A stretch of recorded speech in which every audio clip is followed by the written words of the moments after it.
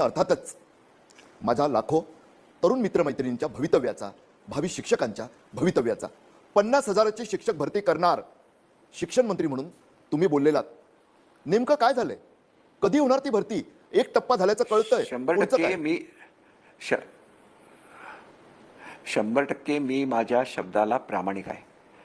जेवढ्या प्रमाणामध्ये शिक्षक राखतात त्याच्या 80% आम्ही पहिल्या टप्प्यामध्ये जाहीर केलेले होते. त्याच्यापैकी 30,000च्या भरतीच्या जाहिराती दिलेल्या आहेत. काही प्रश्न असतात, हे तांत्रिक स्वरूपाचे प्रश्न असतात.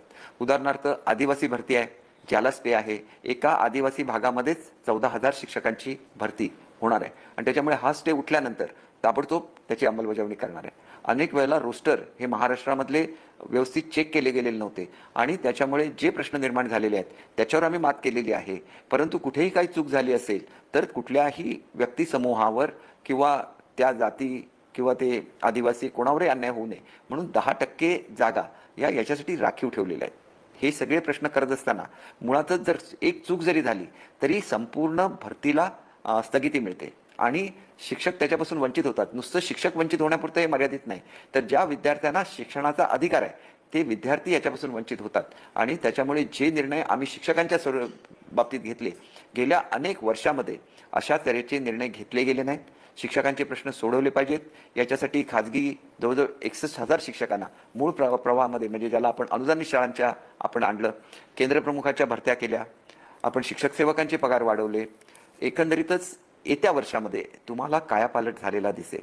आणि जे काय म्हटलं जातं की शाळा बंद केल्या जाणार, अजिबात शाळा बंद केल्या जाणार नाही. ग्रामीण भागामधल्या उलट्या शाळांची संख्या वाढणार आहे, कारण अंगणवाडी आणि प्राथमिक शाळा या एकत्रित केल्या जाणार आहेत. याचा अर्थ स्पष्ट आहे की ज्या ठिकाणी अंगणवाडी आहे तिथं प्री प्रायमरी होणार आहे. मग ही प्री प्रायमरी जर होणार आहे तर मग प्रायमरी शाळा या तिथून दुसरीकडे स्थलांतरित होण्याचा प्रश्न उद्भवत नाही.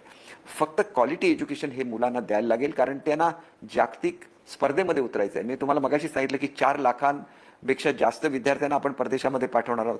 नुसतं HCLने आमच्याशी करार केलेला आहे. 15,000 मुलांना थेट नोकऱ्या 12वी नंतर देण्याचा केलेला आहे. Tata institute of social sciences 10,000 मुलांना त्यांच्या 12वी पास झाल्यानंतर नोकऱ्या देणार आहेत. एक गोष्ट लक्षात घेतली पाहिजे, प्रत्येक मुलगा डॉक्टर, इंजिनियर बनू शकत नाही, चार्टर्ड अकाउंटंट बनू शकत नाही. त्यांनी आपलं कार्यक्षेत्र निवडलं पाहिजे, आपल्या जीवनामध्ये यशस्वी झालं पाहिजे आणि त्याच्यासाठी व्यावसायिक शिक्षण हे शालेय शिक्षणामध्ये येत आहे.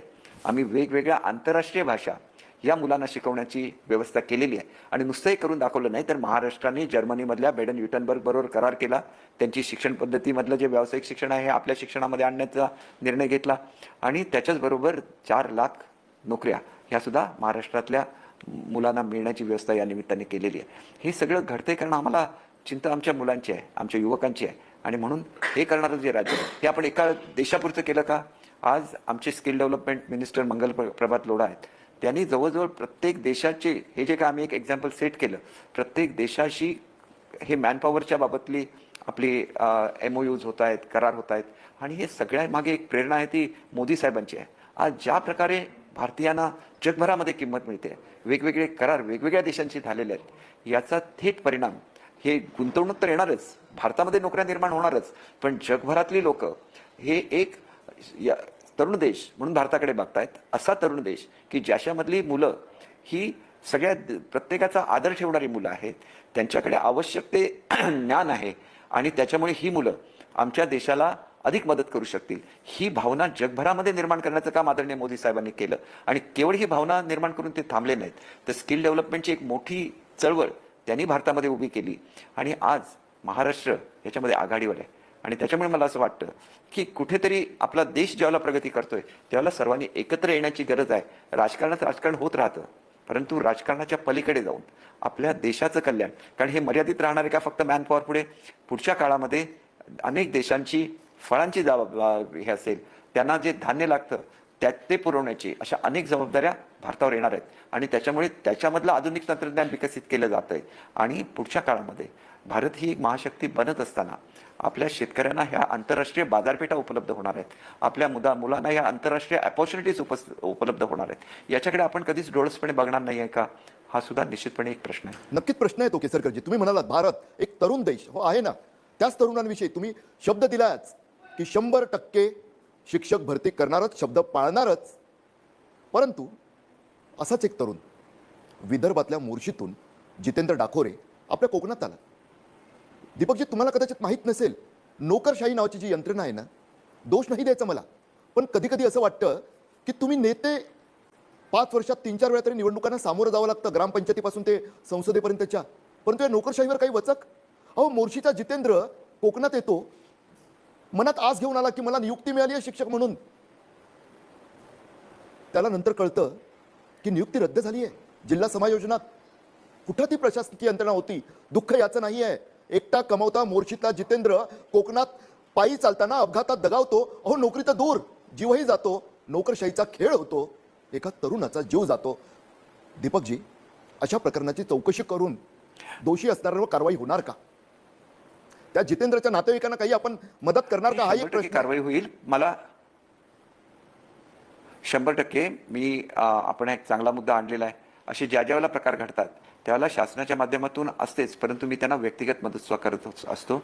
आणि त्याच्यामुळे या प्रकरणामध्ये निश्चितपणे आपण मदत केल्यामुळे एखाद्याचा गेलेला जीव परत येत नसतो. परंतु विद्यार्थ्यांनी सुद्धा हे लक्षात घेतलं पाहिजे की जे लोक मेरिटमध्ये आलेले आहेत त्यांना नोकरी ही ॲश्युअर्ड आहे.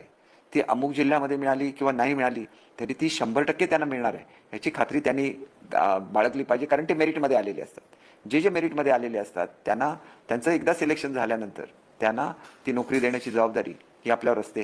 अर्थात आम्ही काही वेळेला ज्या अनुदानित शाळा आहेत त्याच्यामध्ये 3 वर आणलेली होती संख्या, पण पुन्हा एकदा कोर्टामध्ये जाऊन त्यांनी 10 वर आणण्यासाठी हे केलेलं आहे. अशा अनेक गोष्टी येत असतात, आम्हाला अनेक डिफिकल्टीज येत असतात, परंतु आमचे निर्णय हे शाळांना पूरक, विद्यार्थ्यांना पूरक असेच असतात आणि ते शिक्षकांना सुद्धा पूरक असतात. म्हणून शिक्षकांना जेवढं न्याय हा आमच्या कालावधी मिळाला आहे तो कधीही मिळालेला नाही आहे.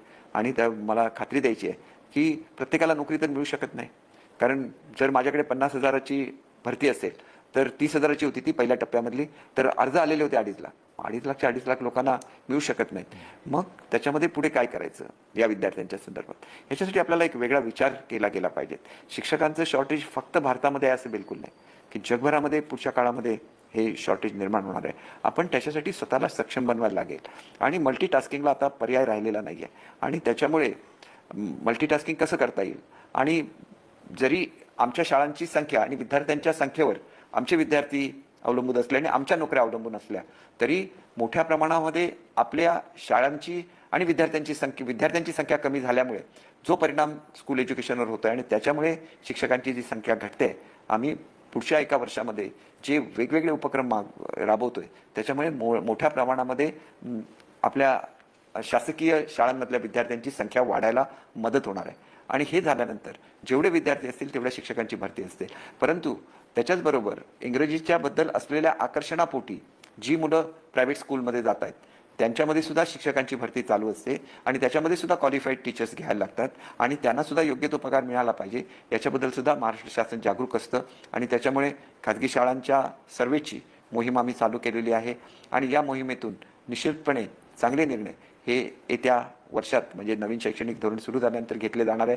आणि शिक्षणाचा दर्जा उत्कृष्ट असावा यासाठी उच्च आणि तंत्र शिक्षण ज्याप्रमाणे ॲक्रिडेशन देत असतं आणि प्रत्येकाला ग्रेडिंग देत असतं त्याच प्रकारचं ग्रेडिंग हे महाराष्ट्रातल्या शाळांना देण्याचा आम्ही निर्णय घेतलेला आहे आणि तो सुद्धा आमचा जो गव्हर्नमेंट रिझोल्युशन असतो तो सुद्धा प्रसिद्ध झालेला आहे.